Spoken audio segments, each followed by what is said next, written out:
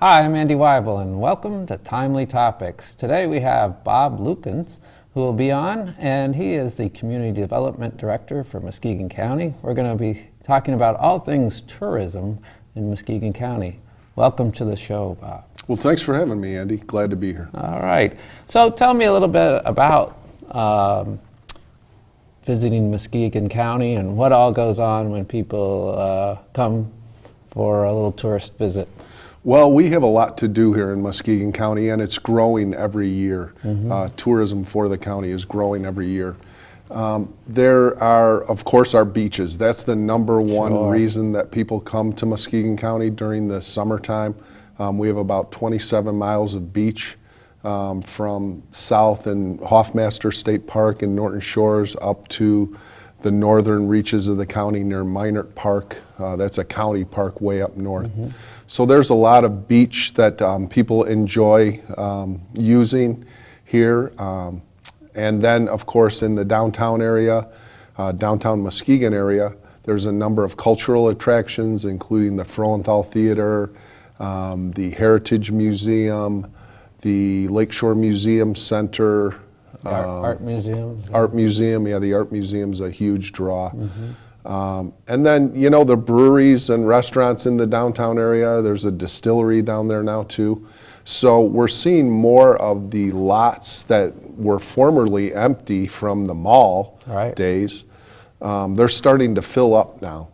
And to be honest with you, I always say this, I don't know if it's true or not, it could be anecdotal, but when the breweries came in, it brought younger people into town.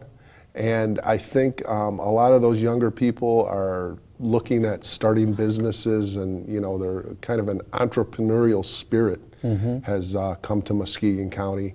So we're seeing more restaurants and other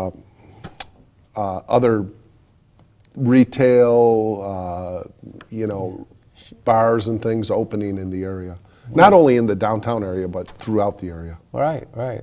So when people come to this area, I mean, where do they usually come from? How far are we getting people in to visit? Okay. Well, we work with Travel Michigan, and you've probably seen the Pure Michigan commercials and such. So they have markets really across America that they look at.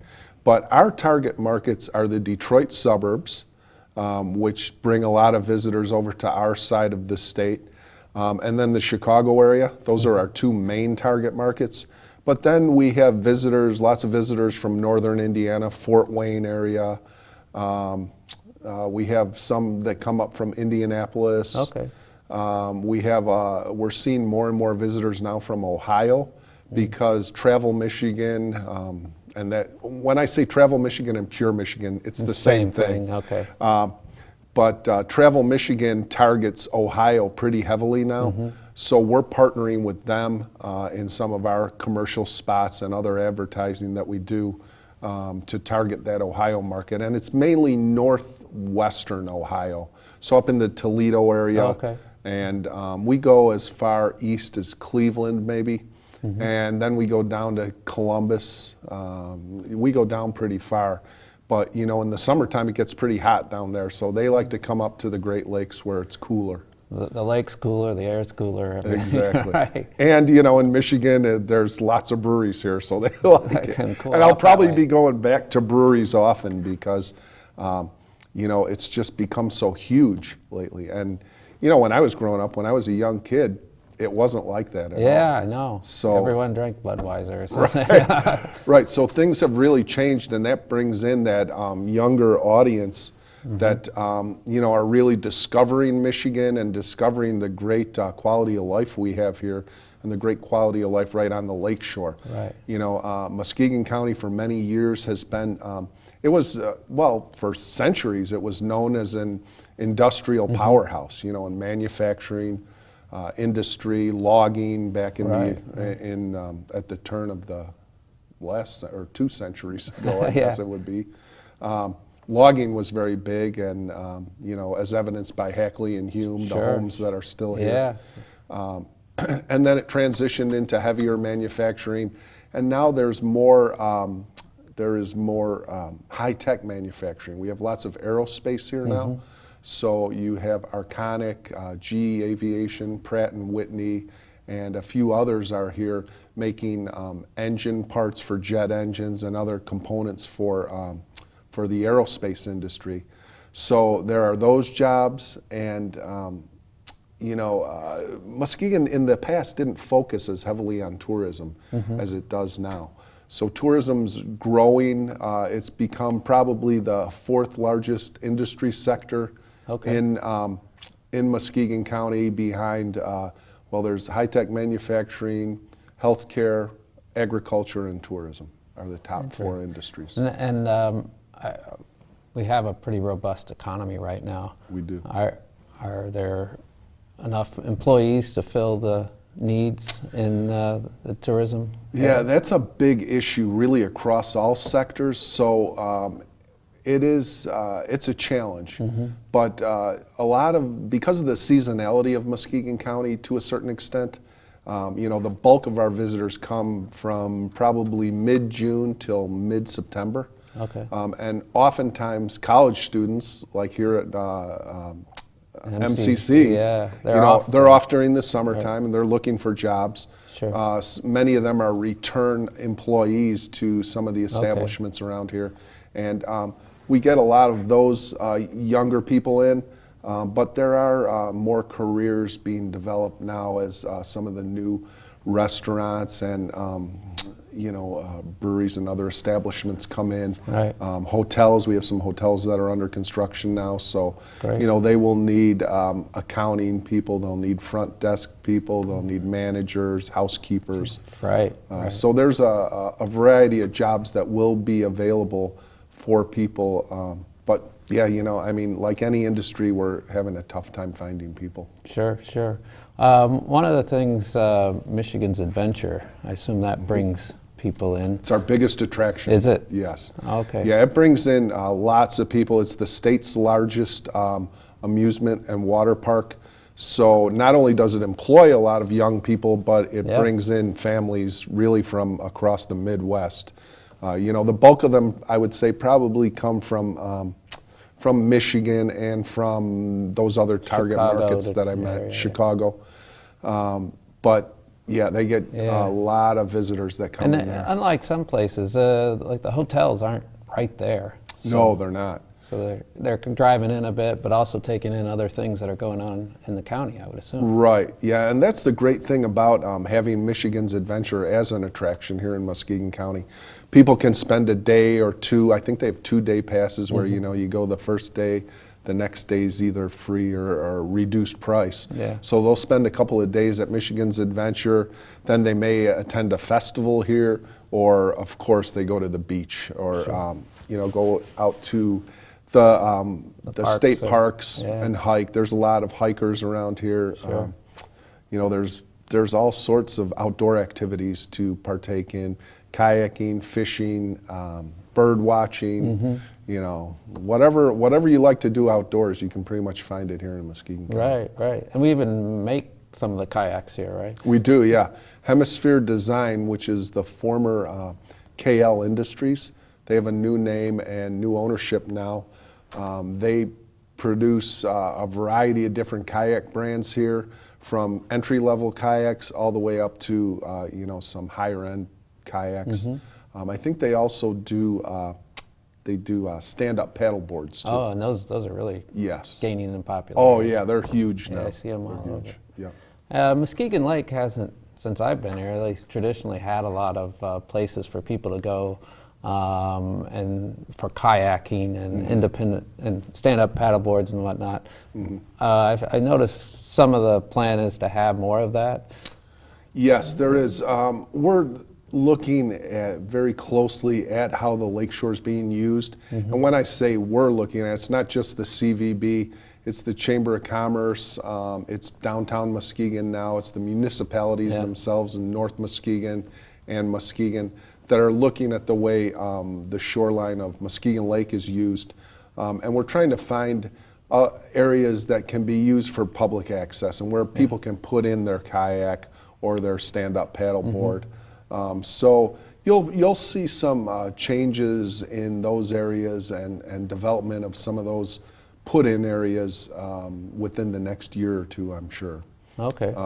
A place where we have a big, every year there's a big stand-up paddleboard event called Stand Up for the Cure. It's a fundraiser for breast cancer. And they have that out at the Harbortown Beach. Okay. And typically they'll get anywhere between 500 and 700 stand-up paddleboarders out there, many of whom are cancer survivors, and it's just a great event.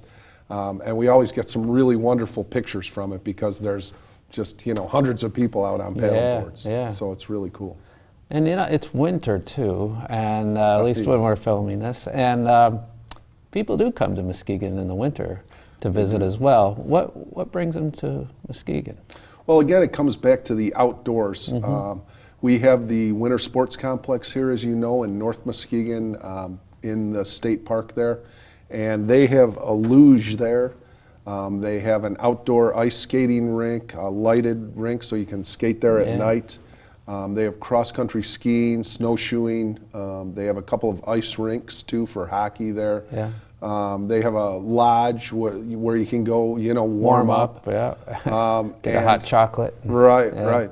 And it's become a huge attraction for us, and really one of our key attractions, if not the key attraction in the winter, because we get lots of visitors from Chicago, of course, and then a lot of scout troops that come in to the luge, and they'll do luge weekends with the troops, and sometimes they'll go down to the SS Silverside submarine because you can camp on that even in the winter. They can stay on the sub itself. Oh, that's pretty neat. Yeah. So many scout troops go on to the Silversides, and then in the summertime they can also stay on the LST too. So they get that military history, so they're learning something while they're staying here. But the winter, more and more out at Hoffmaster State Park, they offer snowshoeing programs out there. They have a nature center there that kind of changes somewhat with the seasons, and if you've ever gone out to Hoffmaster in the winter, it's just a beautiful experience hiking the trails. The trails, and even when you get to the beach, I've always found the beach to be even beautiful in the winter. Yeah, it is. Especially when it gets colder and the ice builds up. And right. It's pretty neat. Yeah, and then not that you should walk on it though. No, don't walk on it, please. But then in the winter too, a lot of the cultural activities start happening. So the symphony orchestra is playing, the West Michigan Symphony. Some of the other theaters and such, their seasons begin in the fall and continue into the Civic Theater, even the one here at the college. Yes, theater here. So there's really a lot to do culturally here too. Art Museum is always having new exhibits come in. The Heritage Museum shortens their hours a bit in the winter, but I believe they're open on the weekends. So, that's a great place to go for the history of Muskegon and what was built here. For the children, you can always bring them to the Lakeshore Museum Center. And I have relatives that live in Fort Wayne area. And I remember when I was moving here, they said, we go to Grand Haven about every other year. It says, but we always spend a day in Muskegon for our cultural day.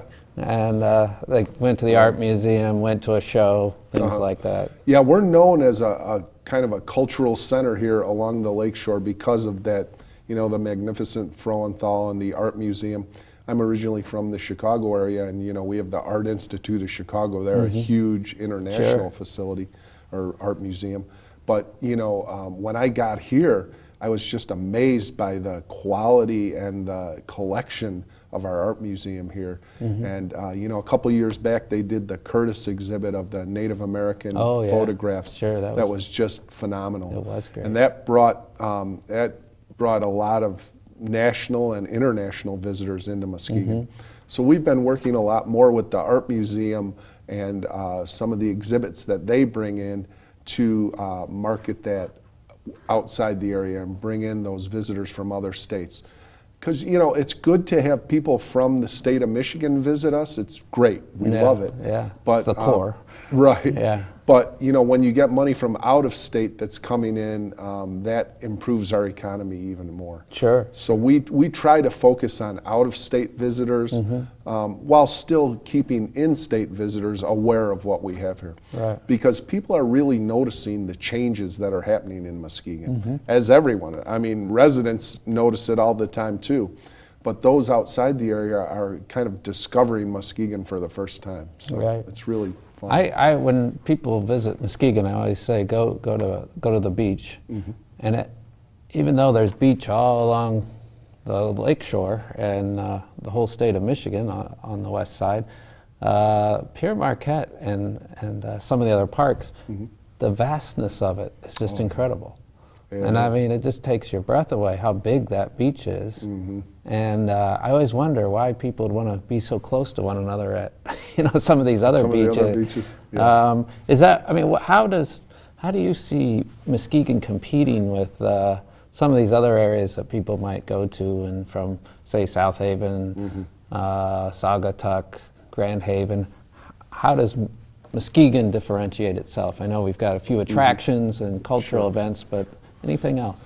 Well, I think it's kind of a different atmosphere in Muskegon. The smaller beach towns, and we partner with the beach towns, we call them, from the Indiana-Michigan state line up to US 10 and the Ludington area. There's a consortium of convention bureaus called Michigan's Beach Towns. So we partnered together to market the whole West Coast area there to visitors from mainly out of state too. But each of those communities are different. Each of them offers something different. And Muskegon, we talked earlier about the manufacturing background and lumbering background here. We're a little bit behind some of those communities. They were, back in the 30s and 40s, they were resort towns, and they still are to this day. So they're different. They have a lot of small retail shops that have been there for many years. So we're kind of playing catch up to a certain extent. But I think the thing that people like about Muskegon is that not only do we have Lake Michigan, but we have the inland lake, not only here in Muskegon, but we have White Lake in the Whitehall and Montague area. And if they're looking for that smaller, small town feel, oftentimes we'll send them to White Lake area, to Whitehall and Montague, because there are some of those little quaint shops up there. I'm not saying that we don't have any here, but there's a concentration of them up there. And Muskegon's more of an urban area, so it's a different feel, and I think a lot of people like that. We do have those great cultural institutions, and it's very walkable community. Western and Clay Street are the main streets in the downtown area. But then if they want to escape to a more quiet type of vacationing or want to get away for a day from a busier area, they can go to one of the state parks, like Hoffmaster in Norton Shores, or Muskegon in North Muskegon, Duck Lake, on up. So I would say it's kind of friendly competition among the other beach towns. Well, one of the things that's been discussed is whether there should be, say, a hotel or more retail down by the beach. Do you think that would be a good thing to, attract more people to the beach, or would it ruin the atmosphere that's there? People are probably going to disagree with me on this one, but I think it couldn't hurt. I think it would bring more people down there, and they may stay a little longer. So parking could potentially be an issue. The more we develop things, the more parking we'll need. Right now, we don't seem to have a parking problem. I've never had a problem there. Me neither. But as things develop, we could have that issue. But I see things like in the Grand Haven area, they have some of those little shops along the marina area where the charter fishermen or the charter boats are. I could see some sort of development like that, like the little chalets that they have in downtown. Yeah, those have really Muskegon. worked out well, right. If those were kind of picked up and moved down to the lake, That'd be wonderful. you know, that could be a really cool thing Yeah. that would bring people in and get them to stay maybe a little longer and spend some money. Sure. You know, when we think about tourism, it's all about improving the economy. So if we can get them to stay here a little longer and spend a little more money, that helps everyone in the entire area. Sure, sure. One of the things that's being talked about is a convention center in downtown Muskegon. How do you see that progressing? Is this a good thing?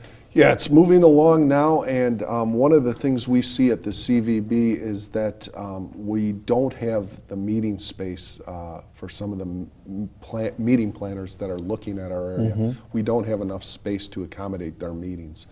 Even some of our local corporations, when they're bringing their staff and employees in for training, or if they're bringing in other groups from outside the area that are part of their corporations for training and seminars and such, there's just not the space for it. I see. So if we want to keep the corporate headquarters here, we need space for them to meet. Right, Yeah. exactly. And, you know, we'll be able to, you know, Grand Rapids has the large DeVos place. That's a big convention Sure. center.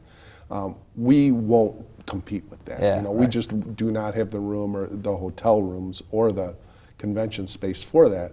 So we'll go after smaller pieces of business and smaller corporate type events. And associations, government meeting groups, and that sort of thing, to bring them in.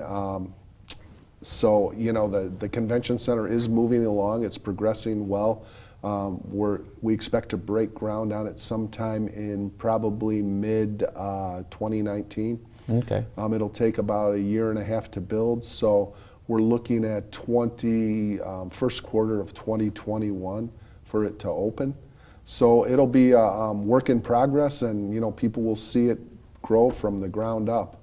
The hotel that will be attached to it, currently the Holiday Inn, is becoming a Delta by Marriott. That's currently under renovation now. I see. Is that a little higher end than It the- is, yeah. It's Okay. geared more towards the convention market. Okay. So that hotel is right. It'll be attached to the convention center, and then of course the Walker Arena, which has just been renovated, will be right next to both of those buildings. So it'll kind of be, I call it a convention center campus. So you'll have the hotel, the arena, and the convention What center. is that? Is that 4th Street? Will 4th that Street. You won't be able to drive through that anymore? Correct, yeah, they're Okay. gonna vacate 4th Street. People will be able to walk from Western down to Shoreline. Okay. To But access not the drive. shore. Yeah. Correct. I yeah. see. So people will still be able to get around through 3rd Street and 7th Street, and then something could happen at 5th. We're not quite sure Yeah, about because that kind yet. of dead ends right there. Yeah. Yeah. But you know, that has to do with the traffic on Shoreline Drive, so we're not sure if anything can happen there. Right, right. But 3rd and 7th aren't too far from each other, so access will be pretty easy there. So how's this convention center going to work with a proposed casino that seems to be, gaining steam? Yeah, down in actually, the old I- racetrack, right? I'm of the opinion that it'll work really well Mm-hmm. because, you know, there are many groups, governmental groups and some associations that do not want to stay at like a casino type property. Mm-hmm. So if we can bring them to Muskegon to use our convention center, the casino will provide them additional entertainment options. So, you know, you've been to conferences before. You go to the conference after a day of sitting, listening to people talk to you all day, Yeah. and a day of learning, you know, you're kind of exhausted. You want to get something to eat, go freshen up, and then go out and, you know, enjoy yourself.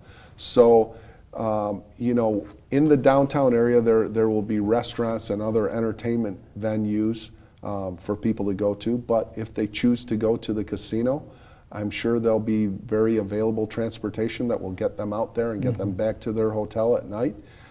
So it provides additional entertainment options, is the way I like to look at it. While we can still accommodate those groups at the convention center / hotel, Right. they won't be on casino property. Right. But the casino property itself will have hotels eventually too. That's, I think, in their second phase.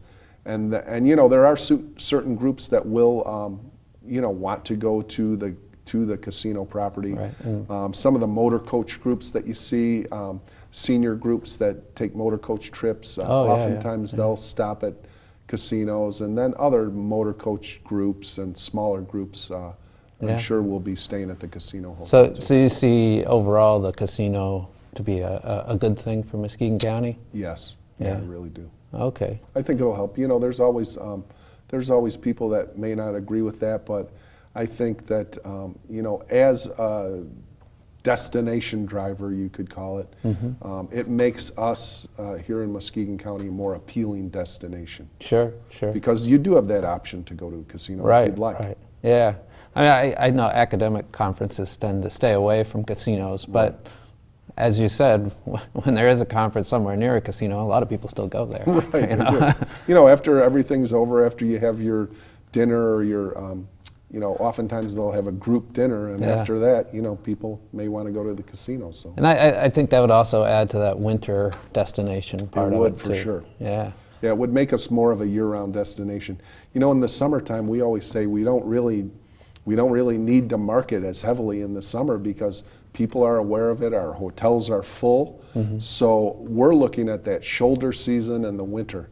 So we're looking at the spring, the fall, and the winter when people can get good deals on hotels. They can get good deals at restaurants. Sure. They can go into the attractions that are less crowded. Of course, they can't go to Michigan's Adventure, but It'd be a little cold, yeah. But they're even trying to extend their season too. Okay. A lot of that depends on staffing levels. Right. It always comes back to staffing. Yeah. Well, hopefully the college can help in that way too. Yes. Well, thanks a lot for all this info. There's a lot going on and a lot developing. So. Yeah, people can. Our visitor guide is right here. We'll have a new one in a couple months, and they can always go to our website. What is the website? Yeah. www.visitmuskegon.org. All right. And we're right down at the Union Depot in downtown Muskegon, so feel free to stop by anytime. We're open during normal business hours. Normal business hours. Wonderful. Yeah, when I've been in, everyone's been very helpful to get you where you need to go. So. Good to know. Yeah.